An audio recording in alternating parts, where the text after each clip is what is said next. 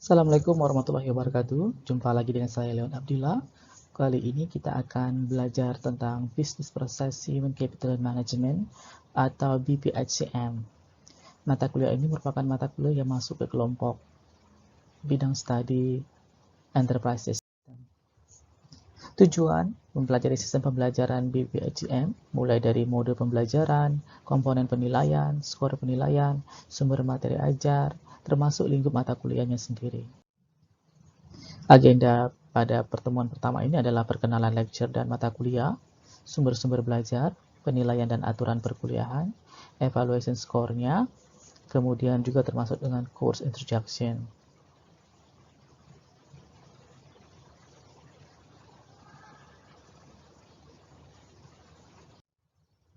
Untuk perkenalan, saya sendiri merupakan dosen di Fakultas Ilmu Komputer, program studi Sistem Informasi. Saya juga editor dan reviewer untuk sejumlah international conference and journal. Juga mengampu beberapa mata kuliah, sebagian juga sebagai koordinator seperti HCI, KMS, CRM, dan lain sebagainya. Juga mentor Pablo New Zealand, consultant to academic research community, serta coordinator research group enterprise system. Ini sejumlah mata kuliah yang diajarkan beberapa tahun terakhir. Untuk yang kali ini adalah Business Process Human Capital Management. Pembelajaran akan dibagi menjadi 16 minggu atau 16 pertemuan, mulai dari introduction, HCM life cycle, organization management, kemudian pada bulan pertama ada daily exam, application data, personal management, personal development, bulan kedua mid exam, training and event management, time management, appraisal, payroll, personal cost planning, survey and research of HCM. Kemudian pada pertengahan bulan keempat itu adalah presentation, dan pada pertemuan terakhir adalah final exam. Sumber pembelajaran yang paling utama adalah Moodle, bisa diakses di elearning.binadharma.ac.id. Lanjut, sebagian materi dilengkapi di blog. Kemudian untuk yang ikut register pada mata kuliah formal akan dibuatkan grup WhatsApp dan Facebook. Assessment ada 4 aktivitas. Yang pertama class activity sebesar 15%, middle exam 20%, report sebesar 20%, dan final exam adalah 40%.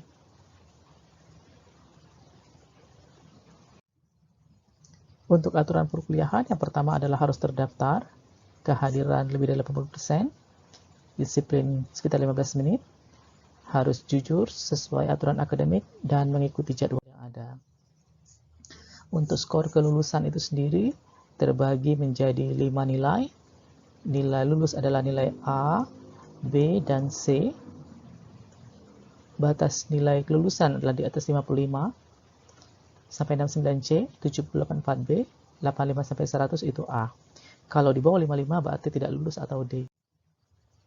Nah, sekarang baru kita masuk ke overview dari HCM.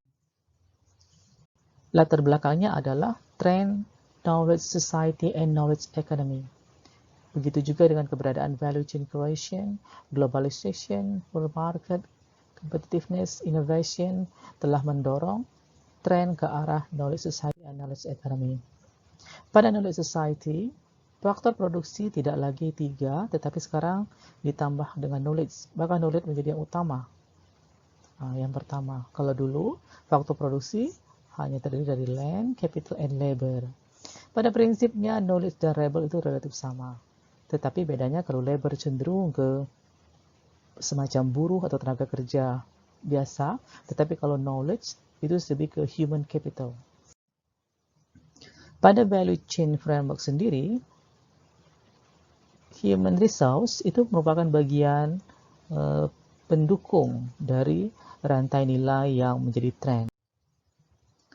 Lebih lanjut, globalisasi juga sudah mulai masuk ke seluruh dunia termasuk negara kita, sehingga mau tidak mau daya saing tidak lagi dilakukan secara lokal atau regional, bahkan secara global. Dan kuncinya sekarang yang menjadi daya saing utama itu adalah knowledge.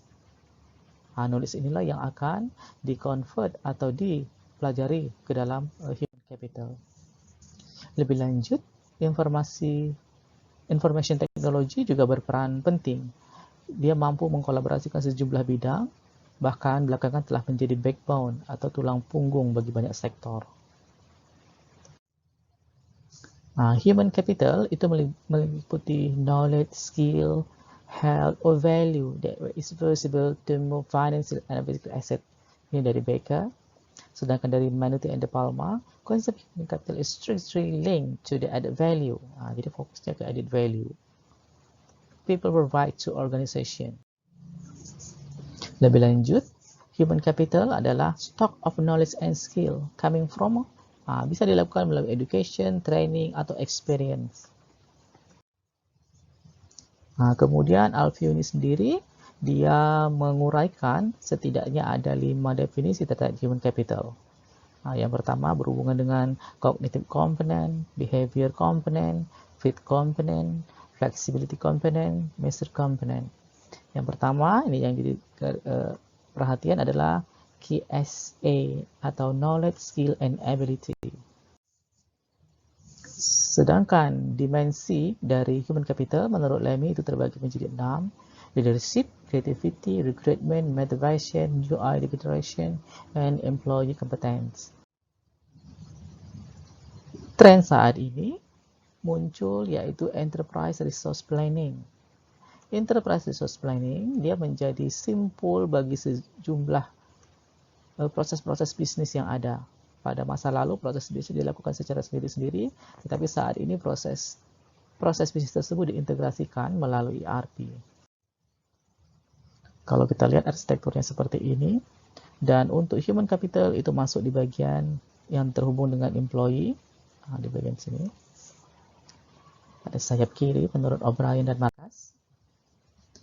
Software utama yang terdepan yang terkait dengan enterprise system yaitu SAP atau System Analysis and Program Development, mulai diluncurkan tahun 72 oleh mantan karyawan IBM.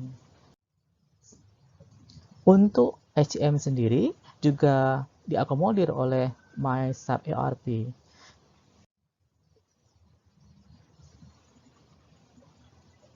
Kenapa kita perlu mempelajari HCM?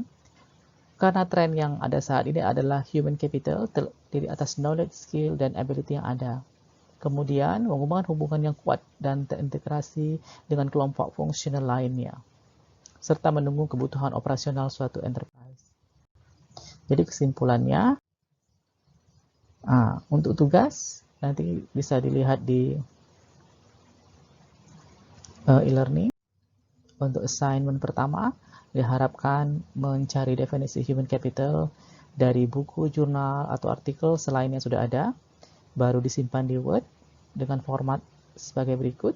Kalau sudah simpan di Dropbox, baru di-submit.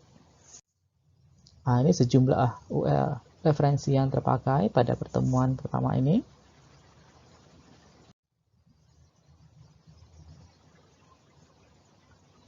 Oke, sampai di sini dulu untuk introduction.